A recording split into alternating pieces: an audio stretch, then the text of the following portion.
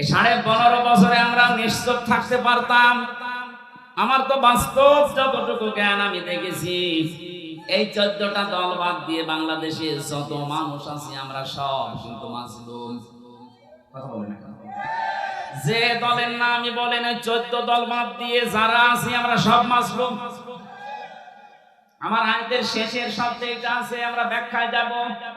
আমি আমার যতটুকু লেখাপড়ায় আয়াতের উপরে আছে, আমার মনে হয় বাংলাদেশ আজকে একেবারে মিলে যাবে। আপনারা থাকবেন তো ঘন্টা খানিক। আল্লাহ পাক বলেন, এই মানুষগুলো যখন আমি আল্লাহর আদেশ ভুলে যাই, যে মানুষগুলো সৎ কাজের আদেশ করে আর অন্যায় কাজে বাধা দেওয়ার চেষ্টা চালায়, আযাব যখন পাঠায় তখন তাদেরকে বাঁচিয়ে দেয়। আমরা এই আয়াত পড়েছি এই কারণে, জীবনের রিস্ক নিয়ে হলেও সৎ কাজের আদেশ অসতে আমরা বাধা দেই।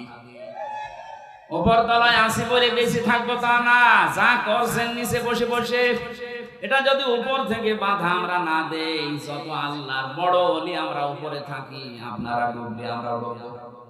এই জন্য 56,000 বর্গ মাইলকে এমন নিরাপদ রাখতে চাই যেন নিচে কেউ নৌকার তক্তা করতে না পারে। আজকে একজন উপদেষ্টার নাম নিয়ে সারা বাংলাদেশ না সারা বিশ্ব থেকে ঝড় উঠেছে, তাকে বাদ দেওয়া হোক। কেন? কারণ এটা 9টা দোষ বের হয়েছে।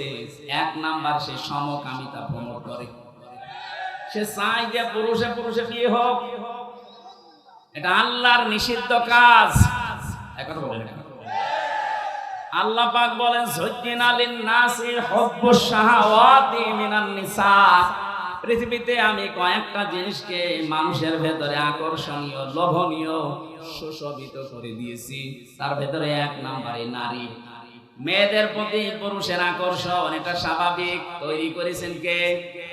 আল্লাহর এই নির্দেশকে যারা ডাইভাইড করে এখন পুরুষে পুরুষে বিয়ে করতে চাচ্ছে, এইরকম মানুষকে যারা উপদেষ্টা বানিয়েছে এদেশের 16 কোটি মানুষ মানে না।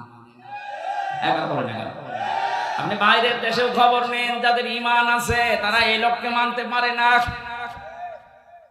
এটা যেহেতু শুধু তাফসীর মাহফিল না, এখানে সব দলের মতের ধর্মের লোক আছে, আমি জানি। এটা শুধুমাত্র এদেশে যারা মুসলিম দাবি করছে তাদের অনুষ্ঠান না। আপনি দেখবেন রাস্তা দিয়ে আসার সময় কত হিন্দু পর্যন্ত বউ ছেলে মেয়ে আসতেছে। হাদা বায়ানুল লিন্নাস হুদাল লিন্নাস। মানুষ কত বাচ্চা যারা বিদেশি, তো আজকের এই অনুষ্ঠান তাদের জন্য।